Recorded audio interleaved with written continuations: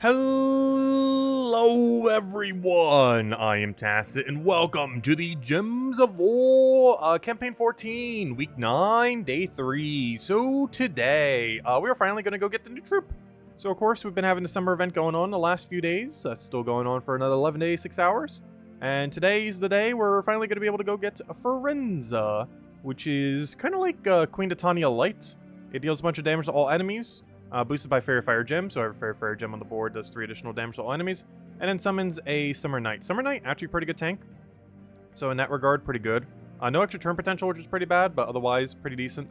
And her main gimmick is she has Fairy Fire Gem, which if I'm not mistaken, I haven't actually even triggered one yet, because I don't think I've seen anyone with it yet, so it'll be the first time we actually trigger it. So yeah, let's go mess around with it and see what we can do. That's pretty much the game plan, at least initially, and then we'll go clear out everything else. But let's start with the brand new troop. So, first things first, let's go to actually do our battles. We're currently using just a one-shot Diamantina team, so we'll clear that out very quickly just so we can go get the new troop. Anyways, hello Bill! Hello Mary! Hello Logic Slayer! Hello Umberto! Hello Imperial! Hello Cookie! Hello Isabel! Hello Lester! Hello Renas! Welcome, welcome, welcome! Alright, so right off the bat, get our little explode. Ideally have alignments. Good enough. Let's go for it. Also, how's this dead? What happened? Oh, firebomb. I was gonna say, how did it die that quick? I forgot, that's where the firebomb is. There's like nothing on his team that should be able to kill it that quick. I forgot that's firebomb. It's actually deliberately supposed to die, because it allows us to angry mob there, so that we can get the replacement immediately, so that we have another summoner good to go. There's some modes where you do get penalized for dying like that. However, this is one of the modes that you are not penalized at all for it. It's not utilizable in Underworld because every single time you're stuck with having the troop gone because you're using the same team for every single fight. However, you can do the strategy in Tower of Doom, but it only works in Red Tower of Doom, of course, as is only a red troop. And as per usual, it's always worth moving forward on these for the additional points. Even earlier on in the game, I would still probably advise that, unless it really walls you out on damage. Because it's just so much better value the deeper you can go into it. Are you going to go over the Doomed Rings? Oh yeah, I'll go over the Doomed Rings. Some people were mentioning on the previous stream we were streaming earlier today. But I'll go over the Doomed Rings in a little bit. I'm going to go over this new troop first though, but then we'll look at some of the spoilers that are up and coming. As far as like some of the troop stuff. But yeah, Doom Rings, I have heard they're actually decent, which I was really hoping they would be. The last few cycles of Doom Weapons have been really bad. The last good Doom Weapons we got was when the Curse Breakers came in. But the Curse Breakers didn't even come in from the normal means that we normally get Doom Weapons. They came in through a Soulforge update. They did not actually come in through the Doom events. And this is the first one in multiple years, because every single Doom Weapon cycle lasts for over a year. So this is the first one in multiple years that is actually usable. It's been so long that the previous viable, specifically from Tower of Doom Doom Weapon drop, were the hammers. The hammers came out like 4 or 5 years ago, if I'm not mistaken. So it's been a long while since we've gotten viable Doom weapons from Doom specifically, and it sure looks like the next cycle might be the case. I haven't looked at them yet, though. But anyways, let's go max out this troop. Of course, this being one of the bigger things you end up getting, that and the armor. I think we'll have enough for the armor by Sunday, if I am not mistaken. Anyways, what we're looking for here, we're looking for the troop we just got. So easiest way to get to that, go to upgradable, because I'll probably spell her name incorrectly. Alright, let's just fully trade her, get her all leveled up. Fully traded. We also have to go out of the way to ascend it, because we do need a blue orb there. As it's not worth spending the extra 400 points to upgrade her. Okay, and you technically could if you wanted to, but if you have excess points, it could be one way you could do it, but honestly, a blue orb is not much, so we'll just go for it. And I forgot to go upgrade her. What is it again? Firenza? How do you spell her name? Fire... Oh, wait, is it Firenza? Does it actually start with... It is! It's Firenza. Oh. I was wondering why it was spelled that weirdly. But it's because it's literally fire. Firenza. That makes sense. I didn't notice that till I was just typing it now. I was doing it like Firenza, but it's Firenza, or however that is. But yeah, it's fire and then that. I was reading it as fur and then N and then Z and didn't even notice it starts with fire. Which makes sense. It is a fire troop. Anyways, I came here to level it up. So let's just go to that. I can't believe I just noticed that now. It took me typing out the start of its name to notice. Anyways. Well, that's at least easy to find. Okay, so, let's go see what this thing can do. Of course, we do have 3 copies, so we could technically use more than one in a team, which there is a reason to use more than one potentially. As we do have a little bit of value there. World Event, yeah, we can overwrite this team. Actually, which one am I even using right now? World Event low? Oh, no, I am using the World Event high. I forgot, the event we were just doing was the other event, not the World Event. Though we do need to go do the World Event. But not quite yet. Let's go double check what Firenza could do. So obviously we want to go with double. We need a good board clear. I'm considering Angry Mob just because of the lack of mana conflict. We could go down the Mirror Lift route, though. And go, like, double red something. Just trying to think what else we could put with that. Just need a little... Oh, no, do we want Mirror Lift to be only Mana Accumulator? That's the problem. I almost do want to go Wand just to see what will happen.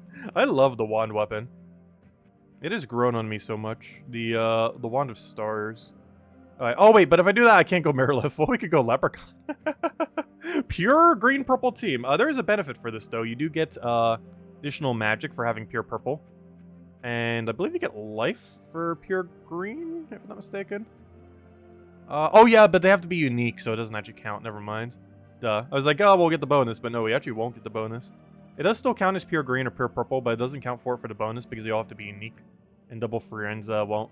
We'll start with this. I feel like we'll be going with a drastically different team, but just to kind of see how it goes initially. We'll go with this and go from there. I want double green purple if we can, or vice versa. Yeah, double green purple. We go double purple green as well. We'll double up on the green though, just go all in. And get that initial Leprechaun cast, keep casting the other thing. Minusing red, I guess that's fine. Most of it just going into the weapon anyways. Alright, let's do a quick test on this, like Sword's Edge or something. I mostly just want to see... oh no, why is this on Explore 9? Let's do Golvania at 12.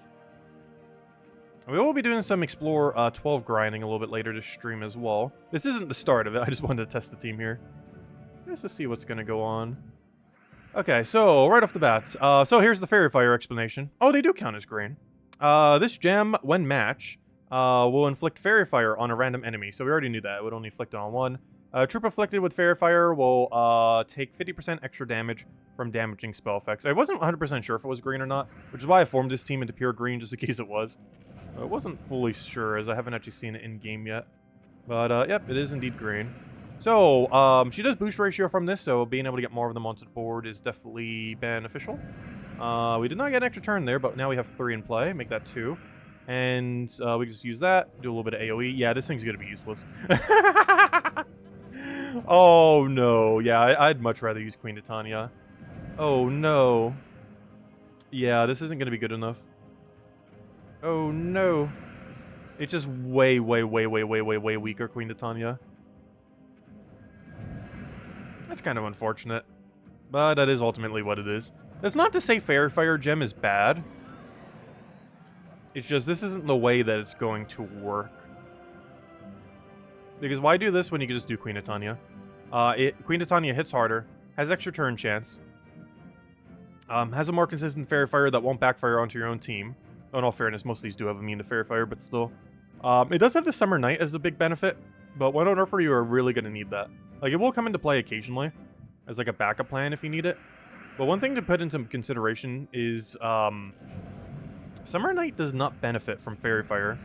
It is a tank that gains attack damage, which oddly enough is a troop that utilizes Fairy Fire in no possible way, which is a little strange, as it doesn't gain any benefit whatsoever from the effect. But yeah, I don't see a reason why I would use this over Queen Titania or the Mythics or something similar. It's not horrible. In all fairness, we didn't get the 5 extra stats yet either, but that's not going to make that big a difference. Hitting 5 higher. Technically 7.5 higher if you put into consideration Fairy Fire. But if you put into consideration Queen Titania's entire ability, I just don't really see a situation where you're using it. That's kind of unfortunate, because its premise is nice. But, it's just not good enough. I think its biggest issue is its damage output's too low. Even with Fairy Fire, it's not really getting it high enough.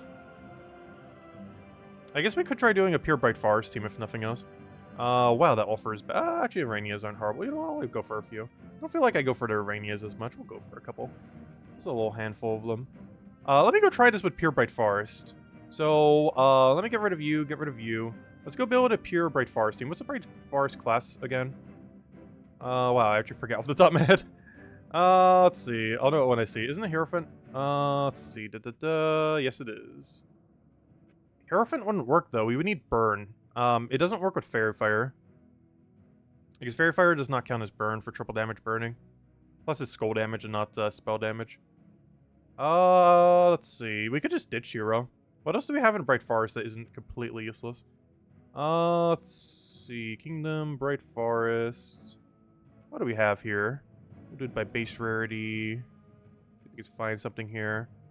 Good. Situational. Hey, Queen Natania. Well, we could use them together. That would slightly fix the issue. Technically, kind of. What if we do another purple one so we have the extra magic? Is there anything else purple in here that isn't useless? Fae. We'd also get Fae bonus. We'd have 4 times Fae. Hierophant doesn't get 50% mana starts, the only problem there. We're also not going to have a burn to use Hierophant. So I kind of want to switch out Hero for, like, anything. Pretty much in anything. Summer Night, no. I ideally want to do one of the purples. Are there any of the purples that cover different colors? You just color green again. You color red again. You cover none. The problem is all the purple ones cover the same thing except for Emeraldrin, or however you say that. Gosh, I cannot even get it out. I kind of wanted to be a Fae purple, though. Which you would think there would be a billion Fae purples, and there kind of is, but there isn't Fae purples that cover different colors. Except for you, but you don't count. You do, like, nothing. Oh, no, maybe I will just have to do it with the weapon. Oh, wand again. Let's try it again. Round 2. Okay, we'll do it with, Hierophant. We don't get to use the triple damage. What's the opposite of, or what's the other trait that it gets? Nothing. Well, I guess 2 life every turn is better than nothing. That feels so weird not using its, triple damage. That's kind of like the whole reason in using this thing is for its triple damage cleanse. But, we'll roll with it. See what it could do with wand. Obviously change up banner a little because of the team shift. We still want to go all in on green, but it's probably want to be like a green-purple. Actually, it still is green-purple, but I want to minus a different color. Still green-purple eccentric, but I do want to minus something other than red. Like, blue. Oh, there we go. Alright, similar premise. This time, we get a lot of bonuses, though. So if we go add up all of our bonuses here, we are getting 3 magic for having pure purple, 6 attack, 6 magic, what is that? Life gain. 66 life, and 30 armor for having 4 Bright Forest.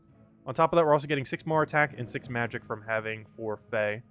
That is a lot of bonus. So in total, that is 12 attack, 15 magic, 66 HP, and 30 armor. Which, that's a pretty sizable amount of stats. They've definitely been making changes to kind of make team bonuses a little bit better. The Starry Pets have been doing pretty good at that, too. If I'm not mistaken, do we even have the Starry Pet for Bright Forest? I don't remember. But, of course, that'd be something that would contribute pretty heavily to it, as far as its overall viability. Getting a little bit more stats there. Anyways, one nice thing about Leprechaun in this context is at least you can immediately Leprechaun the Fairy Fire to turn 1 Fairy Fire. And, of course, Queen Natania is still doing hers every single time she does her thing. And hopefully this just gets us all the mana we need. Not 13 plus, so we'll go for that. How about 13 plus now? We have a Red Storm in play. I'm surprised we haven't gotten it yet. Well, let's take that over. And I guess we do Queen Natania first, because Queen Natania is still the way better damage source here. So we'll do that. Like, look at that. Queen Natania just hit for a 160, compared to a... I wasn't paying attention what number did I do. I looked at the other one's number. Whoops. But it is way lower. Just looking at these numbers. This thing is hitting a high 80-something, not counting Fairy Fire. And this thing, even with all the gems right now, is hitting for the 70s. Whereas this is hitting 80s, 90s. And has extra turn potential. It's not too big of a damage difference, but it does apply Fairy Fire every single time you extra turn, which I feel like is the main difference. Is that it's just Fairy Firing a lot quicker. Like a lot quicker. Do we even need any? Yeah, we'll go for that one. We don't have the reds yet, but we just go for it, and that should be matched with Fairy Fire damage. And there we go. Also, hello, Chad. Hello, Logic Slayer. Hello, who have I not hello to? Hello, let me scroll up. Why does it not letting me scroll? Hello, Tyrion. Hello, everyone. Welcome. Also, hello, Draco. Hope all you've been having a wonderful week so far. Alright, we'll take our yellow for now. Oh, no, she's not bad. If nothing else, she helps put together the kingdom. Like, she has really good in-kingdom synergy. I just don't see a situation outside of pure Bright Forest where you're ever going to run her. Because I was kind of mentioning that earlier, too. where she's probably going to be using like pure Bright Forest teams. But beyond that, I don't see much of a use case for her. Because there's just better Fairy Fire options out there if you need it in a non-pure Bright Forest team. Whereas currently in the pure Bright Forest team, I don't know, it just works out better. Is that the Fairy Gem? Oh yeah, that's the Fairy Gem. This is the new troop that came out on Monday. That we just got today. But, yeah, it's a new Fairy Fire Gem. It counts as green, and whenever you take it, Fairy Fires a random enemy. Or yourself if, you know, the enemy takes it. But yeah, honestly, it's okay in a pure Bright Forest team. This might be one of the few teams you can actually get away with it in. Is building 4 times Bright Forest for 1 billion stats. Because if we were building just something that needed Fairy Fire, I don't think I would ever put this into a team. It just doesn't Fairy Fire consistently enough. Even 2 of them on the same team barely even Fairy Fires consistently enough. Because you have to give up your turn to Fairy Fire the enemy. Whereas something like Queen Titania, you use extra turn, extra turn, extra turn, you're good to go. And there's also several other mythics that have Fairy Fire on extra turn, which are all also similarly better than how this applies Fairy Fire. I do like the synergy of Leprechaun just being able to explode all her Fairy Fire to trigger it. That's a pretty cool synergy there. But, I don't know, it just seems a little underwhelming overall, just compared to what we already have. It's not bad, though. It's very situational. And 4 times Bright Forest is that main situation where it gets used. So who knows, maybe we'll have a 4 times Bright Forest, or 4 times Fae restriction in the future. Because this team covers both. It's 4 times Bright Forest and it's 4 times Fae. So if we ever get either restriction in the future, she might make a comeback. But beyond that, I don't see too many use cases for it, unfortunately. You're about to unlock her in a minute? Nice.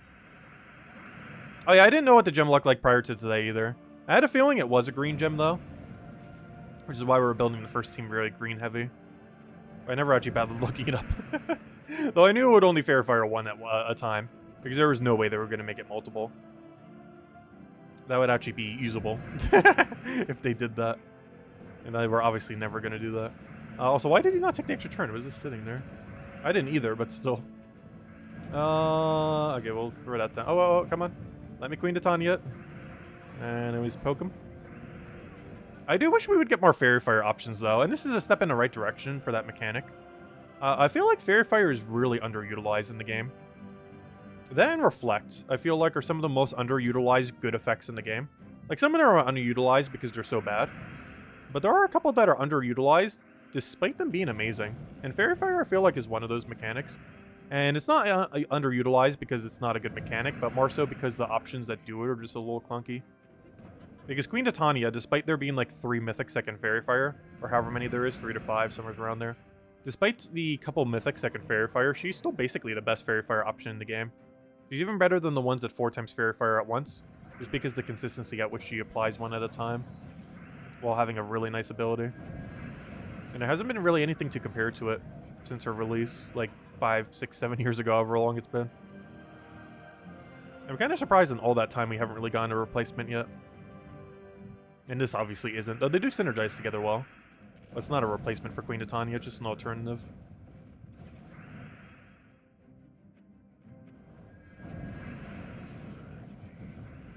I wish you had 1 more mana. Oh, well, that was convenient. Her 1 singular gem just gave us the mana we needed. That was absurdly convenient.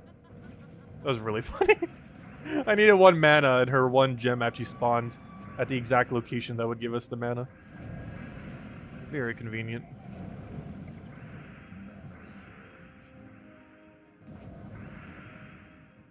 As I said, there better be an extra turn Scolder. It's like 10 skulls on top of each other.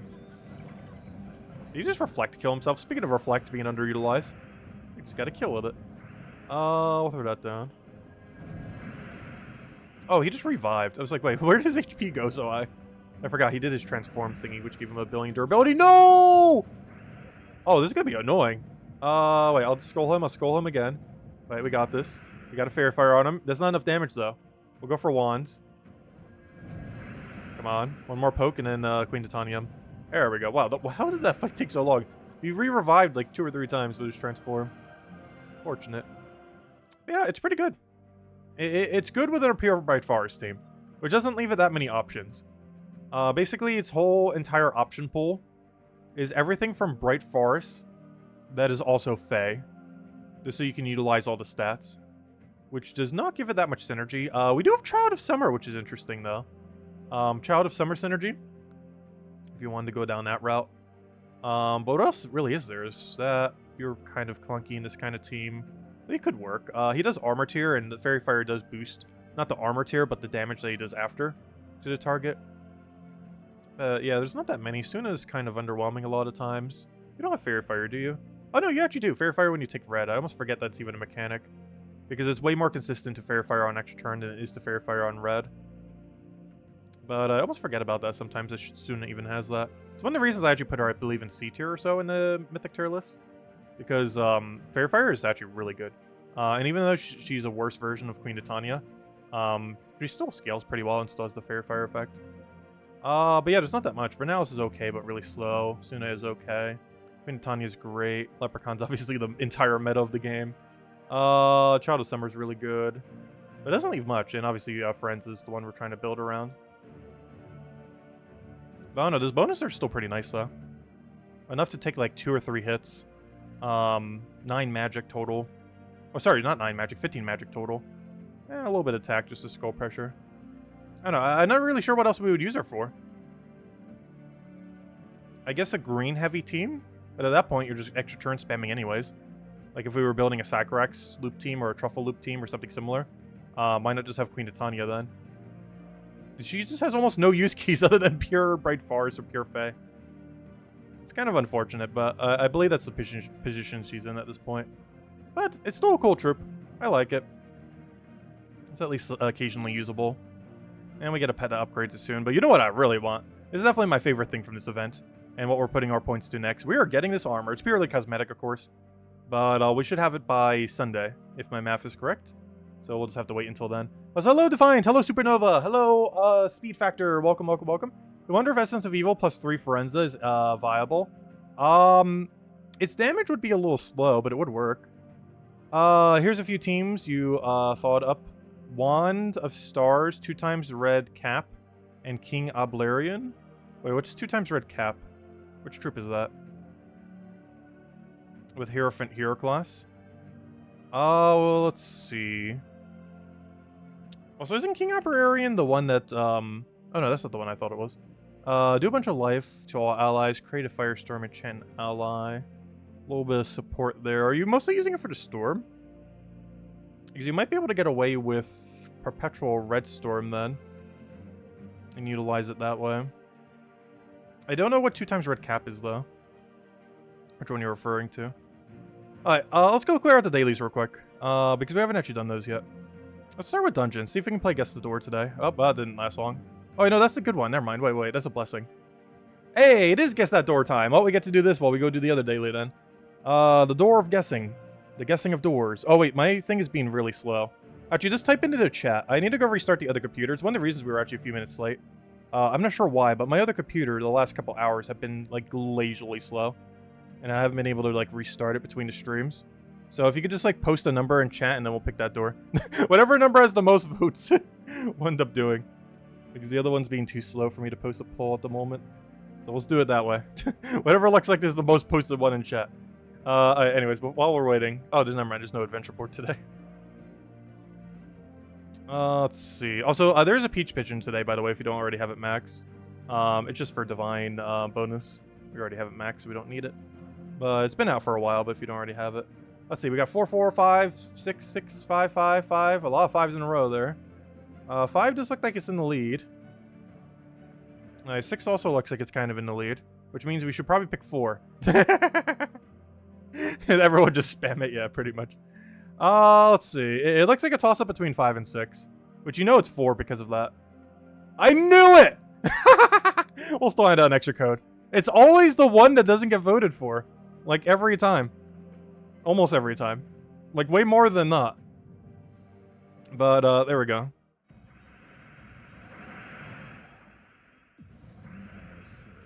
We have indeed gotten it. Though we had to go with the lowest number to get it. Let's make sure we click the right rooms now. Do I bother sculling here? Yeah, we have Enrage. Oh, that's not enough damage still. Oh yeah, duh, this is Explore. I was thinking this is Explore 12. It's like, yeah, that's gonna hit. I forgot. They actually have a lot more durability in this mode. Oh, maybe not a lot more, but enough to not die.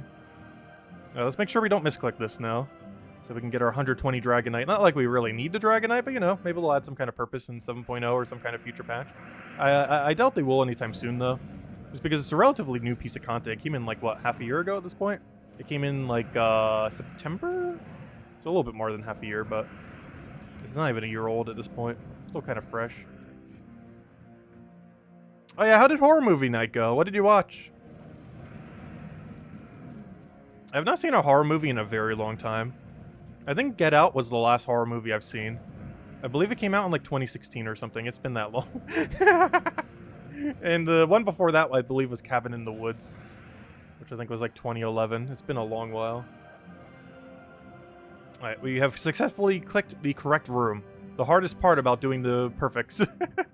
Though in all fairness, I haven't misclicked it yet, but I'm always so paranoid I'm going to mash through it mindlessly like I normally do. And then immediately ruin the 120. Because even if you find them all, you still have to click on them before you click on a trap. Even if you found all 3. Until all 3 battles are actually completed, it does not count as a perfect. So if you accidentally misclick any of the trap rooms, even though you found the 3 perfect rooms, it'll actually negate your points. As soon as we hit right here is when you can actually technically take these rooms. But we don't have to. We actually got a true perfect where not only did we find 3, but we also found the beneficial one. Though that doesn't really do much for us. Would have been nicer for his resources, but technically, hey, we still got resources. All right, let's go ahead and 2 codes. Well, one right now, one in a little bit. Here you guys go. It's gonna take me a moment to paste it. I forgot the other computer's being slow right now. One moment. And definitely feel free to leave a like on the stream. Helps a lot and is greatly, greatly appreciated.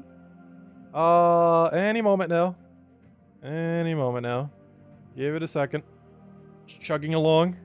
I click the paste button. Okay, I click the enter. And it should be in chat any second. Oh, there it goes. Defiant, what did you mention? Oh yeah, let's go check out that ring. A bunch of people were mentioning that ring earlier. You had 3 consecutive perfect runs? Nice! On your mobile account or on your main account? Which account had the win streak? But very nice. Also, hello, the Word Eater. Welcome, welcome. Hello, Mary. Hello, who knows hello to? Just reading back in chat. Anything I may have missed because the numbers kind of buried a couple things in chat. Also, hello, Supernova. Welcome, welcome. Okay, let's go and... Yeah, Firenza being the exact same colors as Leprechaun is kind of not ideal. I feel like blue-purple might have worked a little bit better for her. But I understand the reason why it's green, because the Kingdom's theme kind of works around that. And plus, she even creates a green gem, so to a degree, she feeds into herself. We were actually able to utilize that mechanic some. So it kind of makes sense to a degree. But yeah, it is kind of unfortunate that she's from the same kingdom as Leprechaun, that shares the exact same colors with her. Because one is much more viable than the other. And that does kind of overshadow her a little. Anyways, though it does allow you to go for the pure life, pure magic bonus. And we were able to do it for that pure magic and for that one team. Okay, so we did that, we did that. There's about something I was about to go do and I already forgot what it was. Probably Ward Event. Let's go mess with that real quick. I believe that's one of the only few things we haven't cleared out yet today. Then we can go explore 12 farming. Hey, that's why we need counter up. There we go, another ingot. That brings us to 250. What a number. Well, there we go, 250 ingots. If I could type a 0. There we go. If I could ever hit the 0 key. It's there somewhere. But there we go. Anyways. Alright, what's in our mail right now? Oh, yeah, the redeem code. Thank you, whoever claimed it for us. And we'll have another one in a little bit. Okay, so, yeah, that's everything, because I don't need to do those. We did that. So let's go do the Ward Event. And it'll tell me to go switch my things, which is fine. We're just running Guard's Avatar the whole time. And it's been working out pretty good, as you would expect a Guard's Avatar to do. Last night you made it, Hall of Guardians Pure Faction? Nice! Yeah, that's one of the harder ones. I do recall that one being pretty annoying in the past. I believe it has gotten slightly easier as stats have gotten higher, but still one of the harder ones. Also because the Gargoyle hurts really, really hard. If you don't have higher stats. And you basically just have to damage it out. And it's basically just a damage test of if you can out-damage it before it damages you. Because it gets a really massive boost ratio from its entire team's attack stat that's super high.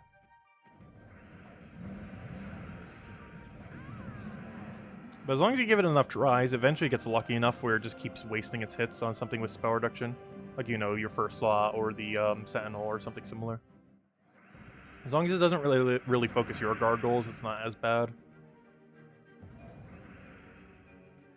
Because if not a single one of its hits hit it directly, you kind of just win the second the gargoyle dies. Because that's like 80% of the fight, if not more. So we're getting really close to that level as well.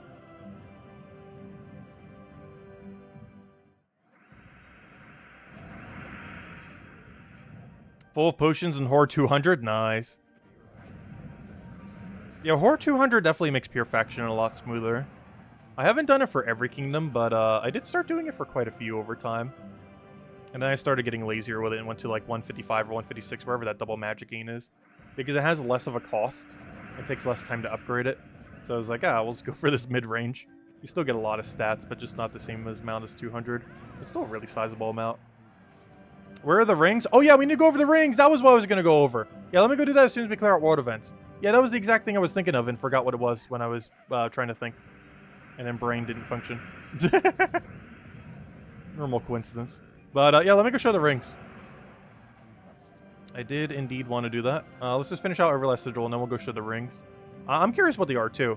We haven't gotten a viable Doom weapon from the Doom event itself for a very, very, very long time. And it's a pretty big occurrence for them to happen.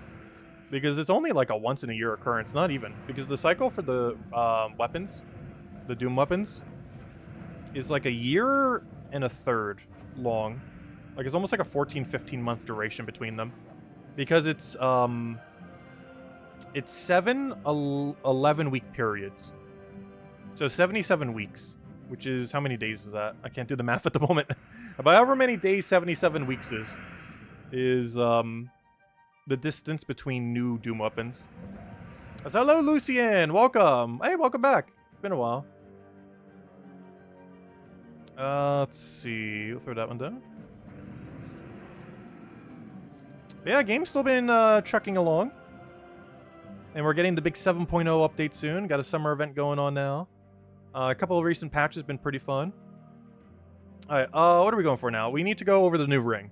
Speaking about new things, oh gosh, we still have all this open from earlier. That's one thing I'm not used to. Steam actually keeps all your tabs open now, which is kind of cool. Okay, let's go to Terrence World. We'll do it this way. Let's see, just so I don't have to type the whole thing. There we go. Okay, so let's go over to the weapons and see what this ring is. So, moment of truth. Are rings viable? Oh yeah, I forgot I can't zoom here. Let's go squint. Gain 2 magic to all allies, plus 1 per tempering level. So that's 12 magic to all allies. Does that include yourself? It says all allies. I can't remember. Does all allies include the caster or just the other 3? All allies does sound like it's itself. Because normally it says all other allies if it does it on everything but itself. But normally all allies also refers to self, last I recall. So that's a 12 magic gain across the board. That's interesting already. Give magic plus 2 armor to yellow allies. If the enemy has a doom, gain 10 attack. And it's a yellow weapon, meaning it itself would gain the benefit from that. I don't know, is that good? That's not over the top. Let's see. Drain 2 from brown enemies. Bury yourself.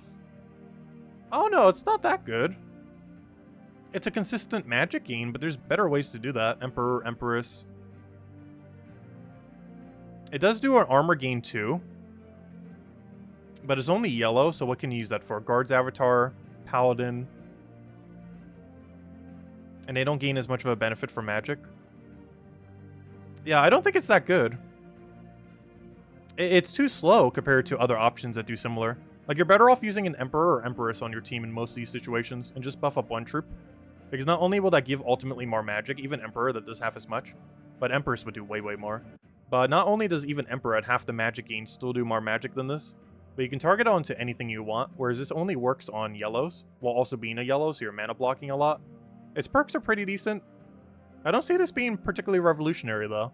Like, I don't see myself ever using this ring. And all of them are like this then. So, let's see. What's the brown version then? So it's gain plus 2 to all 2 magic to all allies, so 12 total. Give magic plus 2 armor to all brown allies, so on and so forth. Yeah, I don't see it being that viable. It is an okay armor gain in those situations. Like brown is obviously things like Guard's Avatar and such. Green would be one of the more noteworthy ones, but it's probably not coming out anytime soon. Green and blue, of course, Rowan, Tesla, particularly blue. Blue might be the one that could be viable. Like one of these two. Due to Rowan and a few other synergies that are out there. Because yellow really only has what? Guards, Avatar, Paladin. You're not really going to use Paladin this late in the game. Unless you're forced to, like the trial event we had. Oh no, it seems really average. I don't see myself really using this or upgrading it. The premise of it's pretty cool. I just don't feel like it's enough magic gain. If this was 24 magic gain instead of 12, maybe we could see it working out a little bit. I wish it gave more magic, but only gave the magic to the color. Because it seems like it's giving the magic to everything. And the armor only to the corresponding color. But I wish it would have done it kind of like the other way around. Where it gave a lot more magic, but only gave it to the color. But gave the durability to everything. I don't know, it's just in a weird position. The magic gain just needs to be higher. 12 is not a particularly high amount later in the game. Like, early on in the game, I guess it could be, but you would also need the resources to do that early on in the game, which is quite expensive. Because you need max tempering to do the plus 12. I don't know, it doesn't seem that good. It could get tweaked before it gets released, but I highly doubt it at this point. If it's going to get adjusted at all. But no, that doesn't seem like it's going to get used at all. Maybe if you're building like a really specific magic team, or using it with something that already has armor boost ratio, or something that utilizes both, like Catches the Bull and similar things, or if a better option ever comes out that utilizes both. But beyond those few very niche instances, I don't foresee it being used too much compared to other ways we already gain magic, like Emperor, Empress, and even Sacrifice teams. Sacrifice teams are weird, but they're a lot of fun. They're just generally not viable. They're so chaotic. But they do work.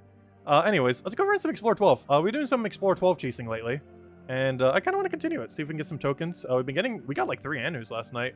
Haven't gotten a Nisha in a while, though. We've also been running some pretty weird teams for them as well. Kind of just messing around. I think our test team actually had one on it. Oh yeah, this was us messing with our Avatar. Our Avatar, also one of those things, kind of bad, but you know, you can kind of make it work. I am going to cover a video on him, though, as we do with every Mythic. His viability is kind of meh, but I do plan to cover one maybe this weekend, around the time when he comes out next Monday. Okay, let's go run. I want to overwrite one of my other teams. I want to go build a Wild King team real quick. Just have some fun doing Wild King wipes. Because we haven't been utilizing him much lately. It's like this, Leprechaun. I don't know what mana accumulator do we want. Maybe Thrall. And then go like, can we put a Lord of Slaughter in there? Might as well. Lord of Slaughter. Yeah, that doesn't have that much conflict. They do have a little bit of color overlap, but we're going to get so much mana that as long as we win quick enough, it shouldn't matter. Problem is winning quick enough. We'll go purple-green. +2 purple, +1 green, -brown. Is that a thing? I need that to be a thing. It is not a thing. Interesting. What's the alternative? I still need +2 purple. +2 purple yellow? Can kind of work. There we go. Perfect. Exactly what we need. Alright, let's roll with that. So, Lord of Slaughter, Wild King, Thrall, Leprechaun. Actually, I might want to put the Thrall in front of the Wild King. Just in case, just so we have a backup plan. Because these two are definitely not going to win on their own, if it comes down to that. But the whole premise of this team is just do damage very quickly, and don't care if you miss. Because we are definitely going to miss, but let's just hope we don't. Because as long as it doesn't, we have so much damage pressure. But yeah, let me go move Thrall by 1, just in case things do start to get kind of sketchy. Because that doesn't block him on mana at all. Yeah, we're going to be rolling with this then. It's been a while since I've ran Wild King, Lord of Slaughter. It's a really fun combination. They're some of the 2 highest score-related troops in the entire game. But of course, they have some amount of synergy with each other. We're going to ignore that skull. Oh, I forgot to take red first. Oh, good. Oh, perfect. Thank you, Extra Turn, for saving us there. But I was going to say, the biggest issue he has is he's kind of squishy. He does have 25% score reduction, but with how much damage he applies to the board when he misses, and, you know, that can backfire on himself, that durability goes nowheres. Because he's not like Zolgoth, where, you know, it has like a preventative measure. And one nice thing about Wild King is that everything's pretty much as strong as your first slot, which is kind of cool. Because as soon as things start dying out, you're just getting in a rage with just as much attack as the other one. You don't get those extra boost ratios, though, like this guy's doing true damage, and obviously once our first slot dies, we don't have that anymore. But every other aspect, you still keep your attack value, your enrage. Every single time something dies, you basically just get re-enraged because the next one's already enraged. And it works out pretty nicely. And it does some really quick skull damage, as you can see. Pretty much as quick as Zolgoth. It just alternative Zolgoth when you don't feel like doing Zolgoth. It's a little bit riskier than Zolgoth because your own team can die within seconds. But it can sometimes win quicker than Zolgoth if you get lucky enough. It's just Zolgoth's more consistent, which is why it's ran a bit more often. That is a fun change of pace whenever you want to mess around. Let's take the yellow first. Let's go for the Thrall. Because by now, like, a Zolgoth team would have probably already won. But we're about to as soon as we click this. And that should be the whole team wiped. Take that, boom. We still have a billion more damage to go.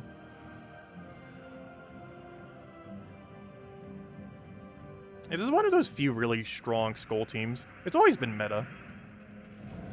There's always been different variants of how meta the Skull teams have been. But they've always been good. They're still pretty good in current state of game. Casting's definitely pretty viable, though, these days. Because there's a lot more infinite loops than there used to be back in the day. Like, way, way more. Because we just have so many options. With, like, the almost 1,300 troops or whatever it's at these days. Whatever absurd number we're at. Oh, I'll go for that first, just in case we miss. Oh, well, we get a free skull from it. Look at that. And there we go. And this is the reason why I put the Wild King at third. Just in case our team just starts to fall, I want to make sure we still have a skull spammer left. And it helps keep him a little safe. 500 gems for a full Anu medal. Smash or pass. It's kind of worth it. If you still need your first one on an account, it's definitely worth it. If you're just doing it for upgrading, it would only be worth it if you have a lot of resources. On a newer account, you'd probably skip it if you're talking about your second account. But if you're talking about your main account, I would still probably go for it. They're still pretty useful. I would like to cast my Thrall. Okay, apparently not. Oh no, we're actually going to lose. That's one bad thing about this team. Let's see, maybe we'll have enough damage still. We might. It's definitely doable. Try for yellow from Sky. Yeah, we actually got it. Wow, amazing. We actually got it. Fortunately, we didn't get an extra turn there, but we might have enough skull pressure that might not matter. Oh no, he's going to skull us. I don't have a way to stop it. Oh, good, good, good. That was enough damage. Alright, we'll take that over. Come on, one more poke. We're so close. No, we got a resummon, but he also created all the skulls we needed to win. Wow, that worked out. Barely. That was a weird fight. Oh, and it was for a Mimic, too! Oh, look at that. That was so worth it. Imagine if we lost that. We wouldn't have gotten the Mimic. Let's see what we get for this Mimic fight. Go for the Leprechaun. Go for the Thrall. Or not. Let's see. I'll take a blue. Oh, I didn't go for it. Interesting. I'll go for Thrall then. And it should be all the damage we need to just instantly win. We take that. We take that. And dead. Skull Storm coming into play. Come on, 5 times? No, he's got a normal. No, we only got 4 Yasmins. Oh, that was on a Explore 12 too. Boo. Oh, let's go to Urskea. This place has a lot of Enrage too. Enrage versus Enrage. The 2 Enrage teams clash. Alright, let's go ahead and another code. We'll do it after this battle here. Because the other one we did for Perfect Dungeon today. Oh, let me take that skull first, just in case. Because the Browns can't overwrite them as well. So we'll do that, clear all that out. Do the Death Mark again. Oh, so why use any other Death Mark mechanic when Lord of Slaughter can just do it for free? That's one thing I've always found really weird about Lord of Slaughter. Or like other Death Markers compared to Lord of Slaughter. Is Lord of Slaughter is so strong that I actually forget he even has the Death Mark mechanic. Because he never utilizes it. He only depends on his pure skull damage. And the Death Marks are just purely free on top of that. Which I can't say about like almost any other skull spammer in the game. Like almost every skull spammer, they depend entirely on their... sorry, not skull spammer, I mean Death Mark spammer. Like pretty much every other Death Mark spammer in the game depends 100% on their Death Mark mechanic to function. Whereas Lord of Slaughter with no Death Mark is pretty much just as strong as Lord of Slaughter with Death Mark.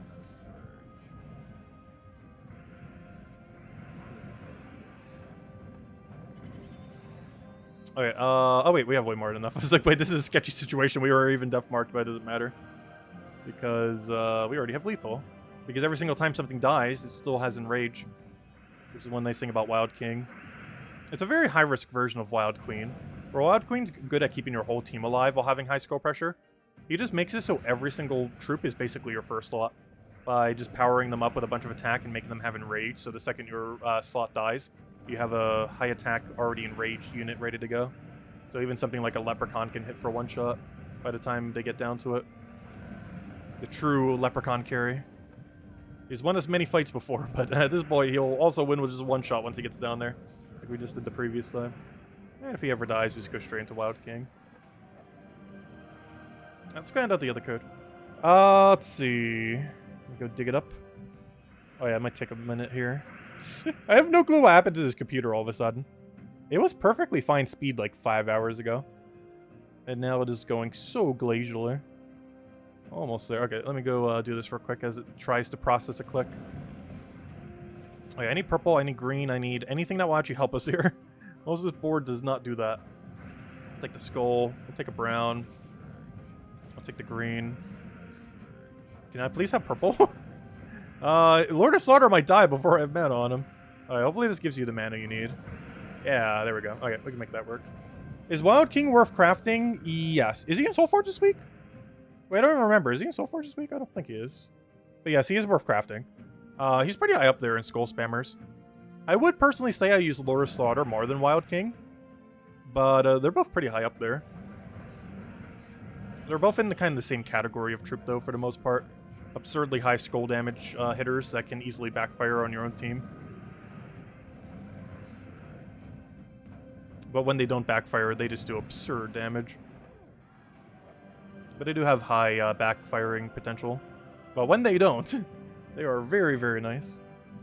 Okay, well, I won't let me click here. Eventually it will. Another board with no purple. Well, not no purple, but you know what I mean. Basically no purple. No usable purple.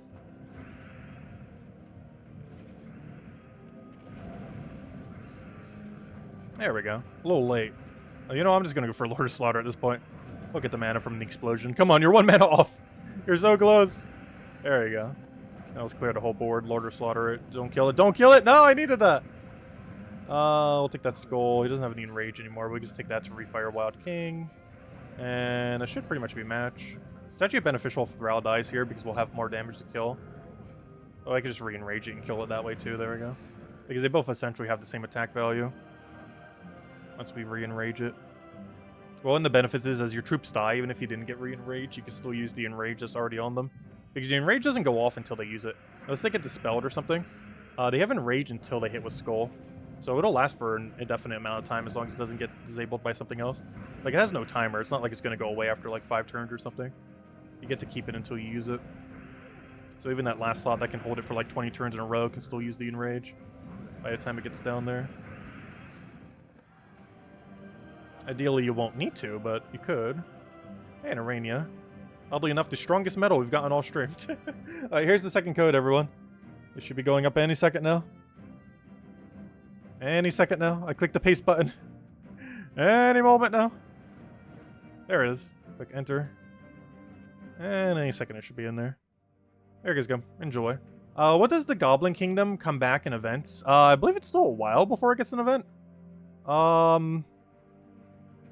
can check real quick. I believe we have to wait a couple months. I'm not even sure if it's Invisible Sight right now. It is. July 31st, so the end of next month. So a little over a month. That's not too bad for Gems of War time. But yeah, the end of next month we get a Zacian event. Specifically 32 days from now. Unless it gets changed. But generally, once these have a date, they don't tend to change that often. But, yeah, July 31st, 32 days from now. And I'll be back for my break after that as well. Seeing some family next month. I meant to the other month for Father's Day, but my dad had some back issues. I'll be seeing him midway through next month.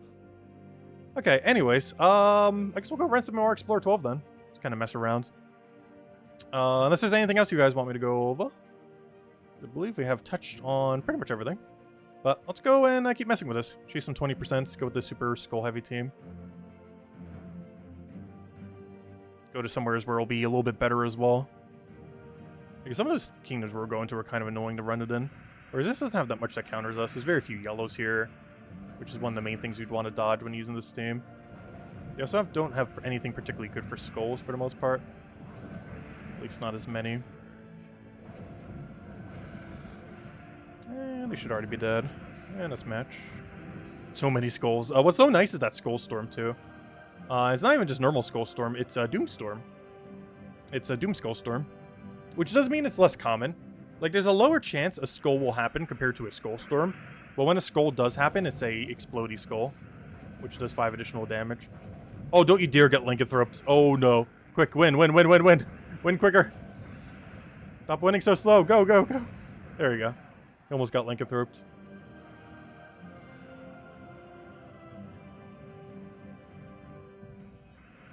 Oh, that's a good Leprechaun board. That's still a good Leprechaun board. Yeah, that's pretty much matched. Throw down the clear. One more Wild King. Gosh, I love this troop so much. I still would say, to this day, if I had to say definitively which Skull Spammer is the strongest in the entire game, and Zolgoth was off the table because it's a boss troop, I would probably say it's Lord of Slaughter. Ignoring Zolgoth's existence, I'm pretty sure Lord of Slaughter is the strongest Skull troop in the entire game. Ignoring the existence of Zolgoth. But assuming Zolgoth does not exist, I'm pretty sure Lord of Slaughter is the strongest Skull Spammer in the game. Zolgoth's just kind of its own category. Wild King's pretty high up there, though. I wouldn't say it's as high. The biggest issue with Wild King is he distributes a lot of his damage, rather than focusing it all in one unit. Makes him a little bit slower, but safer to win with. He's safer to win with in a different way than Wild Queen is. Wild Queen's safer to win with, in the sense that it makes it so the enemy doesn't do damage to you, which is good for Guild War scoring and stuff like that.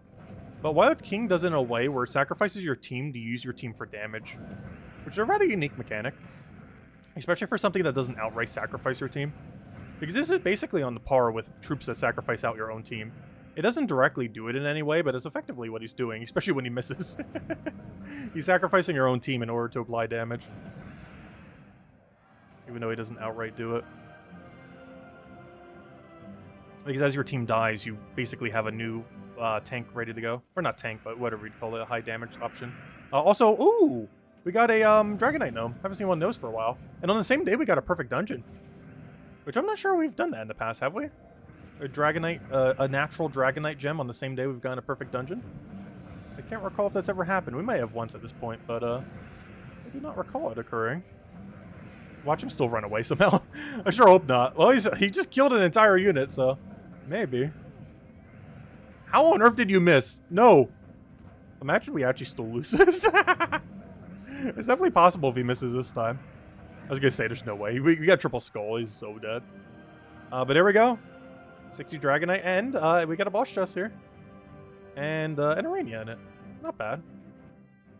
So that means we got 180 free Dragonite today for doing nothing. Well, not literally nothing, but you know what I mean. We didn't have to spend a single gem. Oh, also, when we upgraded the troop, Firenza, I didn't mention this at the time, but it does bring Bright Forest to 25 star. And 25 star means, I believe, extra gold. That's like 2,000 gold per day, which is almost 1,000 gold per hour. Not quite, but you know. There we go. Nice. That is not a lot of gold, but you know, it adds up. That's 14,000 per week. And that definitely adds up as you're getting it for every single kingdom in the entire game. We're now getting 2,870 gold per hour. Back when gold per hour actually mattered a bit more. That's still such a leftover mechanic from like 9 years ago. Like 8, 9 years ago. You know, when the game first launched. But it's still in the game. Very fadedly, but it's still there. Yeah, we're almost up to 3,000 gold an hour. Actually, how much is that? 2,870 times... let me bring out a calculator real quick. There's just no way I can successfully do that in my head. What's that times 24? Because this is how many we're getting for per day for free. Just by taking tribute. Not counting what we actually get from tribute, but just the passive gold, not counting tribute, is 68,880 per day. And if we times that by 7, that means we're getting 482,160 gold per week. So almost 500,000 gold per week by doing nothing. And that's not even counting tribute gold. That's just the passive gold of the kingdom bulking up. Because tribute gold gives you even more on top of that. But if we took tribute only once an entire week, which would obviously never happen, but if we took it only once, we would basically owe over 500,000 gold for the week, combining the tribute gold. And if you count all tribute gold, we're talking probably close to over 1 million. It depends how many times you take it, of course. But anyways, let's go for one more. I don't know, where should we go? Do we have one for Bright Forest? That'd be a funny one to end it on. No, it doesn't have a bonus. I'll take it to Blighted Lands and hope they don't have the annoying revives here. This will be the last one we go for now. Hopefully we'll get a good chest or something. Tuesday faction, what is the 3 minor orbs in the full rewards? Not sure what you mean by that question. Tuesday faction, what is there? Oh, what? Wait, what is there? 3 minor orbs in the full rewards. There's only 2. There's 2 in a Vault Key, is how much you get for the rewards. You get 2 orbs and 1 Vault Key. That Vault Key could have an orb in it, but it's not guaranteed to be an orb. But yeah, it's 2 orbs and a Vault Key, and a bunch of other junk. But it's mostly for the 2 orbs and the Vault Key. The weekend ones are the ones that have a lot more. And we actually have one this weekend, by the way. We're getting a new Deep Delve variant for Sunken Fleet, I believe it is. And that's happening not tomorrow, but on Friday. I'll be covering a video for that as well. Because we didn't mention the Monday video, because I normally cover the Deep Delves as their own separate video. I'll cover that sometime in the morning or noon of Friday.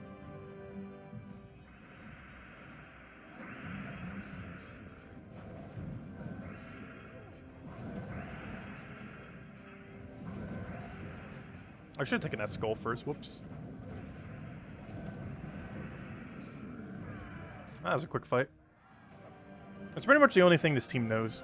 Win super quickly or fail try. It's pretty much what it does. Okay, we'll take that over. Get our Splody. Get the rest of it down. Take that over.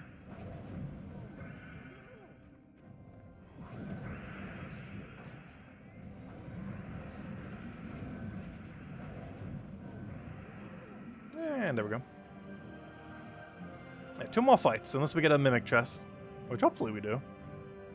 You never know. Actually, why did I say 2 more fights? I mean 3. I forgot, we have the bigger boss one too. Because we're doing 20% chasing. We're guaranteed getting that fight. Because sometimes you don't, but with how many points we get, we're getting like 90-something per run. It's pretty much guaranteed that you get to fight the boss thingy. Unless your shards are at like 1 to 5 or something. And we're currently at 23, which is way more than enough. Because we're about to get like 90-something for this fight.